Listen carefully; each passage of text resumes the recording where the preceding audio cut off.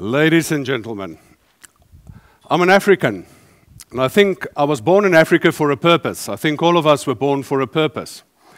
Why is it that I was born in a multicultural country with 13 ethnic groups? Why is it that I wasn't born in a monocultural country like France or the Netherlands or so? Why is it that I actually got involved with all kinds of diversities, that I got involved with women, that I actually married one? Why is it the fact that I got children, that I got involved with the whole effect of generational diversity?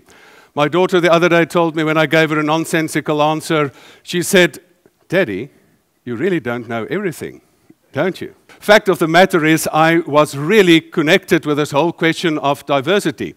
Then I did my studies, and I actually studied religious differences in Geneva and Switzerland, and sort of realized this is too difficult to solve, so I chose an easier option in life, and I became a motivational speaker. But fact of the matter is, I'm an African, and I'm proud to be an African. I'm proud to say that this is the school where I was born. A person one day said he prayed for wisdom, and God gave him a problem. Another person prayed for power and strength, and out of heaven fell a piece of paper and was a gym membership ticket. And I think all of these diversities just gave me the motivation to do what I do, because the reason why I'm on this topic is because of necessity. It is not a luxury. I don't have to travel anywhere to experience diversity. I just have to be home. So I'm an African. But I'm in the Eurozone today. I'm in the Eurozone. And this is a very special place. This is a place where I hear they don't have any of the problems here. All the people here have no problems with their teenagers. I mean, all the cultures here get together very well. The Dutch never talk about autochtone and allochtone. I mean, all these things are no problems here. It's only South African problems where we had apartheid and things like that. So now I'm in the Eurozone. The interesting thing is when I travel to America, they call me even an alien.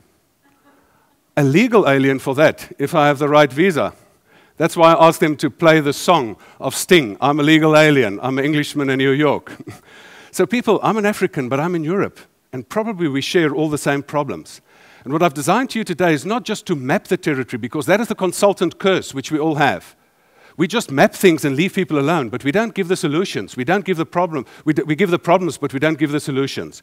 So in this sense, I'm here in this very special part of the world where we have previous speakers who spoke about the unity in diversity.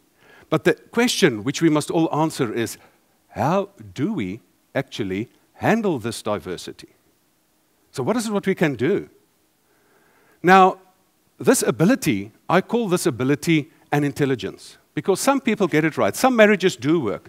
Some multicultural companies actually do get the bottom line right. Some companies actually can handle diversity. Some families actually are functional. So how is it that some people get it right and some not? I've heard the statistics that 80% of all mergers and joint ventures fail. But we sometimes forget that 20% do succeed. And what do they know what other people don't? And this is an intelligence. This is what I would like to call diversity intelligence, the ability to deal with incompatibility and handle diversity. Now, we all know that the world became a global village. Now, say, for instance, that we reduce the whole population of the world to 100 people, and we book them into a small town called Noordwijk. And in that town, if we reduce the whole population to that, let's give a State of the Village report. In this village, if there were only 100 people, there would be 60 Asians, 14 Africans, only 12 Europeans, 8 people from Central and South America, Mexico, and the Caribbean, 5 from the USA and Canada, and 1 person from Australia and New Zealand. It wasn't really one, but I just wanted to help the guys. So people, is this not a bit of a humbling experience? In this village, there would be 33 Christians, 22 Muslims, Islam believers, 15 Hindus, 14 non-religious agnostics, atheists, people who are non-religious, 6 Buddhists, and 10 of all other religions. Now, the interesting thing is, due to planes and things like that, the different worlds meet. And when they meet, we need an intelligence, which I call, obviously, diversity intelligence. Now, what I realized is literally every relation you enter into is a diversity relationship. You get different types of diversity. You get the interpersonal ones. I mean, when you solve the cultural problem, then you haven't solved the personality problem yet. I was born into a family of psychologists, and that was the thing which we discussed over lunches and dinners. You get the intercultural things, but not only the country cultures, also the corporate cultures. You get the interracial things. You get the inter- and intra-religious things. How many of the wars are fought not between religions, but inter-religions, intra-religions? The Christians fighting each other, the south and the north of Europe, Catholic and Protestant, the Shiite and the Sunni Muslims fighting each other. It's very often intra-religious. The intergender thing, the war of the sexes. They say the wedding day is the becoming one of two people, and the rest of the wedding and the marriage is to decide which one. And so people, all these wars are going on. So the intergenerational thing, the parents, the war of the generations, and so on. And that is why I would like to share with you today 6 easy steps, 6 easy points on the 6 ways to relate to people. If you do it in the reductionist basis, from war to adore. Now, the 6 ways to relate to people. The first one would be war. The second one, if you take it from the bottom, would be ignore. The third one would be snore. The fourth one would be explore. The fifth one would be to score together. And the last one would be to adore each other. Now let's take them one by one. War. Most wars are fought due to differences about truth or territory. All wars are fought due to the differences about truth and territory. It's either I've got this fundamentalist opinion that my truth is the only truth, and if I meet you, this is what I think and this is what you think, and quite frankly, I think you're wrong. And this fundamentalist view thinks that it's actually very arrogant, because it thinks that your mind can encapsulate the mind of God and that you can have all the truth at your disposal and you can actually kill other people in the name of that truth. They call that fundamentalism. And that is the reason for all conflicts on earth nowadays. Or territory, people want the resources. So wars are fought about truth or territory.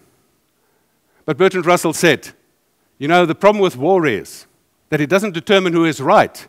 It only determines who is left. And I think this is why war is quite a dangerous option. Yes, you can do it. Now, I'm not going to debate whether I'm a pacifist or whether I'm a warmonger or so, or an in-between person who say you can go for a national defense force, that when you're attacked, that you're allowed to defend yourself. I mean, this continent has seen the 2 biggest wars in the world. And was it good to defend yourself if you were attacked? I mean, war.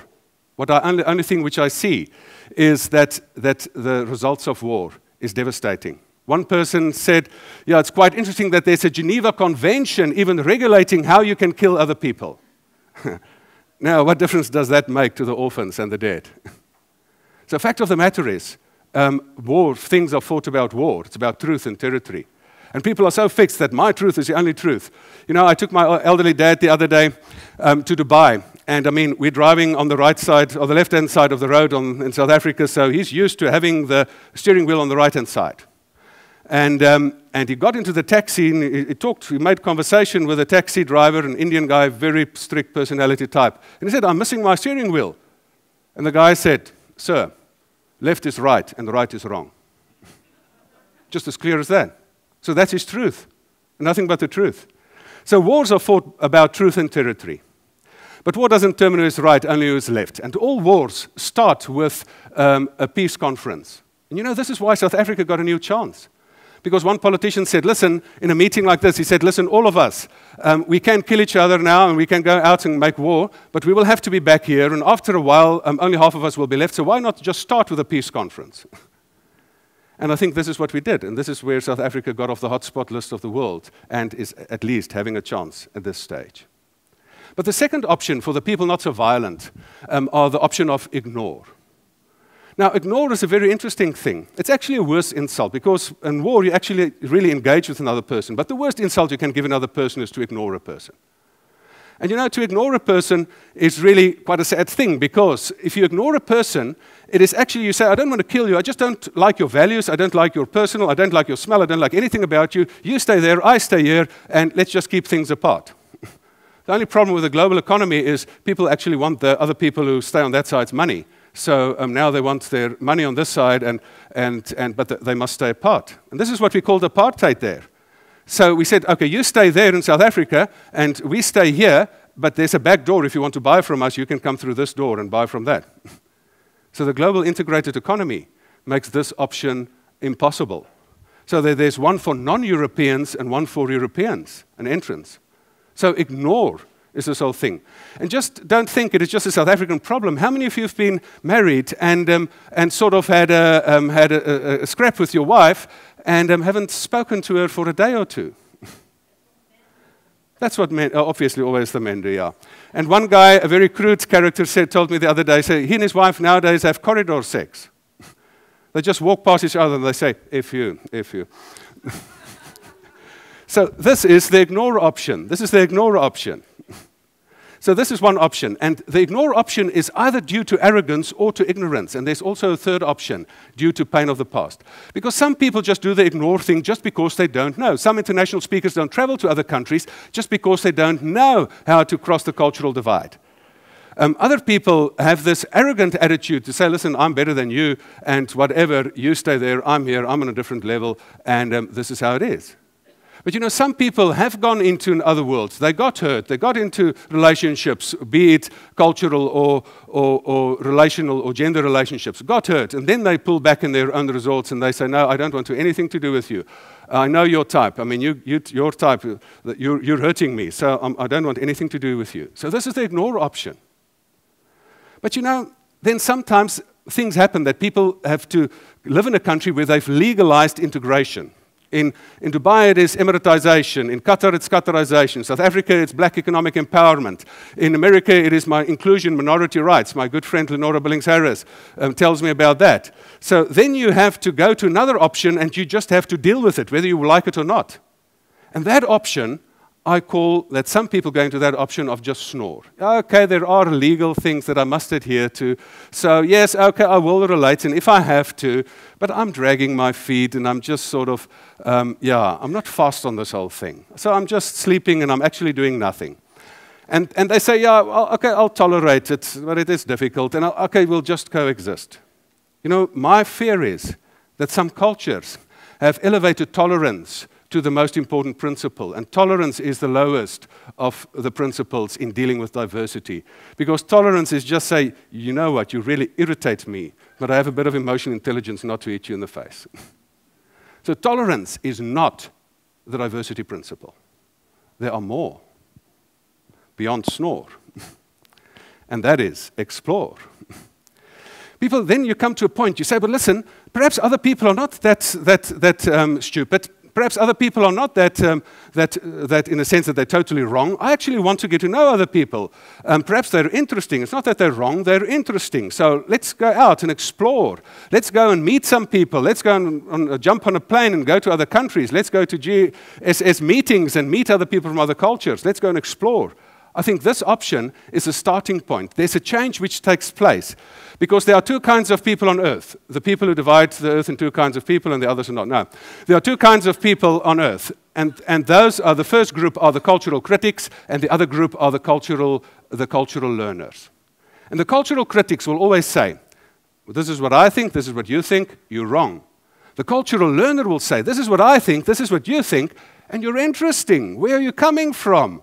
I don't know why you do what you do, but please explain. Come on, tell me about it. So to explore, you need a few things, and Jitske refer to it. You need curiosity, because curiosity kills the cat. You need courage, and this is what you have to go to. You actually have to step out of your trenches, step out of your known world, into another world, and have a bit of courage to face whatever you have to deal with. And this elevates awareness. This creates awareness in your own life. In South Africa, we have a nice way of telling these stories. We call this the elephant story. They tell the story about the 6 people who stood, blind people who stood at an elephant. And the one person stood at the front leg of the elephant, and the reporter asked him, do you know elephants? I said, do I know elephants? Do I know elephants? I mean, I'm an African, I know elephants. He said, what's an elephant like? He said, it's like a pillar. It's like a pillar. So, okay. The other guy stood at the stomach, below the stomach of the elephant. He said, now, what's an elephant like? He said, it's like a roof. The other person stood at the nose of the elephant, the trunk of the elephant. He said, what's it like? No, it's like a creepy crawly cleaning your swimming pool. Or a vacuum cleaner. The other person stood at a tusk and said, this is now a seriously solid thing, an elephant. And who was right? So the blind men had a part of the truth, but not the whole truth. You know, I had this very interesting experience in my life, that if you realize that you do not see things how you are, but as we are. So this is how we see things. This is the old wisdom. But as a Protestant, a staunch Protestant for that, I mean, I was curious. My dad taught me curiosity, to go out in the world. And for some whatever reason, after my studies in Geneva, I got an appointment with the person which some people say is second in charge of the Roman Catholic Church. I got an audience with the head of the Secretariat of Unity in the Vatican, Cardinal Willebrands. Why I show this? Because he was a Dutchman. And I could have that interview in Afrikaans and Dutch. And the nice thing about Cardinal Willebrands is I sat there and I brought to him our local church group's policy on how to relate to other people. The same question, how do you relate to people who differ from you? And I said, right, our church is in the middle, and then we relate to other people who are similar to us, and then similar and similar and similar, and right at the end, there are the people who are totally different. And in one question, he actually shattered my paradigm, and with one question, he changed my world. And he said, who is in the middle? And immediately I knew. And being a Christian guy, he said, I think you should not be in the middle. God should be in the middle. And he said the whole big Catholic Church, which is 60% of Christianity, is in some way closer to the truth of God, and some of them are actually further away. And he said, I believe your church, albeit very small, perhaps the same. Some closer to the mind of God and some further to the mind of God, from the mind of God. And to my mind, in one moment, he just shattered the whole question, who is in the middle? Now, let me try to facilitate something similar to you here. Is that a fair reflection of the world? Is that a good world map which you have over here? That's a good world map. The only problem is, there is a huge problem with that thing. It was drawn up by a Flemish guy, on commission of the German Kaiser, I think, if my history is correct, and his name was Mercator. So this projection is called the Mercator projection. It was made in the 15-somethings. And the only problem with that is that half of the world is depicted as 2/3 of the world, and the other half as 1/3 of the world. Now, that's probably why they call it the third world. And the other interesting thing is, if you ask the question, who's in the middle, guess what is in the middle? Germany, because he was commissioned. Some people just never get past it, but stay with me, Lord. Stay with me. Just stay with me. I'm going to take you places. Follow me on this. So the Mercator projection has one problem, because when I traveled for the first time to Europe, I thought this is going to be long train journeys. I said, but this place is so small in comparison with my country. What's up with it? Because if you take the true geography of the whole place, then this projection is reflecting the true geography of the world. The square miles, square kilometers, space, this is actually the true reflection. See how small Europe now is, and America for that. So the Peter projection is actually the more relevant projection, because it wasn't paid by anybody, it just did it on scientific facts. And if you take these normal projections, who says south must be down under? Who says this is not correct? If you go to America, America is in the middle of the American textbooks. And, I mean, I must even have some mercy for some of my Australian friends here. So who says down under is down under? Man, that is paternalistic. I mean, you must actually help them. But this is going too far. I mean, you have your limits, eh? But the other day I was doing cultural orientation for a manager coming to visit South Africa. And the interesting thing about that person was that I got American young couple to come and explain to the South African what the people in Houston are like in the oil business. And this American, fortunately, he used it. So if I would just use it, then people would say I'm discriminating. But he said this is the world according to the Americans. We are number one. That's where Santos is. Bombs go there. Oh man, oh man. Okay, this is where coffee comes from and other things. So, and this was given by an American couple to this client of mine. He told me that not that many Americans have passports. But people now, let's do it scientific and not in an emotional thing. Let's really see how big Africa is. And if you take the geography of the whole of China, you can put it in Africa, and the whole of the United States, including Alaska, and the whole of Europe, and there will still be empty spaces. And this was totally different from your perception. So who's in the middle? Remember what Cardinal Willebrands asked me? Who's in the middle? And this is after you've explored, then your mind is open. The only problem with exploring is it creates awareness, but it doesn't create any ability. Because you know, when you're a young man, you're very much aware of the female body and so on, so you try to marry. And once you start to share square meters, that's where the problem starts. I mean, it is nice, one thing to explore, but no, I don't know what it's other thing to score. I'm getting in trouble here.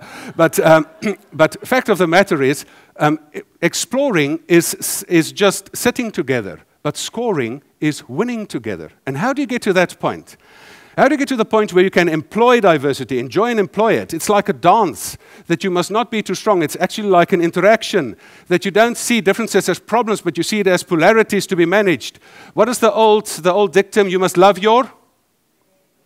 No. You must love your enemy. Not your neighbor, your enemy. It's in the Bible. So love your enemy. So what is diversity intelligence? Is it to have a nice groupie of like-minded people sitting together? Diversity intelligence is the ability to deal with incompatibility. You know, my wife and I, we're totally incompatible. She's a woman, I'm a man. And there are different kinds of logic. But when she sleeps, I'm getting emotional here now, I come to the point where I just realize, but she's a beautiful person. And there are polarities, and together we're a winning team. So love is the ability to deal with incompatibility. And the interesting thing is you help other people to bring out the best in other people. If you help people to score together, then you start to like each other. Then you actually adore each other. Because I adore you because you helped me win. The people who win the Soccer World Cup, the Spanish, unfortunately not the Dutch guys, I supported you, but the Spanish team will forever have reunions about winning together. Because they differ vastly, different personality types. But because they helped each other to win, they will always have these reunions to say that I adore you because you helped me to win. So what are the 6 moves, you know? The 6 ways to relate. But there are actually 6 moves attached to it. So this is practical. This is not theoretical. This is you must physically do something. In war, you move against a person. In ignore, you move away from people. In snore, you go nowhere. You just say, I'll just take the irritation and the pain. In explore, you start to move out. But in score, you move together. And then, in adore, you actually move the person up in your estimation. You actually move the person into your heart. And that is the most important and the best part of diversity intelligence. You know, as I said, there are 2 kinds of people. The cultural critics, the diversity critics, and the diversity learners. The diversity learners take 3 steps. And I would like to share with you, and obviously you would probably suspect there's many more tools in this toolbox, but I would like to share with you the meta skill of diversity intelligence in all the relationships. I call it the 3-step process. Because the one is the courage to step out. The other one is the expectation, the hope to step in. But when you step in, this is where you experience irritation. This is where you have to share square meters at work and at home. And then only a few people get to step up, the last one, to step up and create a space where you do what I call the value extraction tool, where you get the best of both. Because when we discover another person different from us, we see the best in ourselves and the worst in them. But my dad was an old psychologist, and he taught me this one thing. He said, Gustav, even when you mess up, I see the best in you. And that motivated me more than his reprimands. And this is where you sort of do the value extraction tool from other people, where you say, where can I get the best from other people? So what is the first step? The first step is to really take a leap of faith. Aha, now. And the other one is really to step into another person's world, really to step in and just to say, well, listen, yes, I can. This is a pain zone. You know immediately this is a pain zone. This is a change zone. But the last one is to step up and get out of your war mode into score mode. Why do I share all of this with you? People, we are men and women with a message. We are not only blessed people in privilege, but we're also blessed with the ability to communicate our message to other people. We are men and women with a message to go out into the world. And in this whole process, we must first become diversity learners. And once we've become diversity learners, then we can become teachers in diversity intelligence. And if you can include this is basically just an inspirational call to all of you. If you can include this in your basic message, that if you go out in the world, number one, be a learner. Don't just travel to strengthen presuppositions. Go out. But once you've done that, then go and teach this ability, this diversity intelligence ability, which I call the ability to deal with incompatibility. And with that, this is probably just the end of the 18 minutes. But it's hopefully not the end of the whole thing. Hopefully it is the eye-opener for you to see new visions on how to relate to other people. Thank you so much.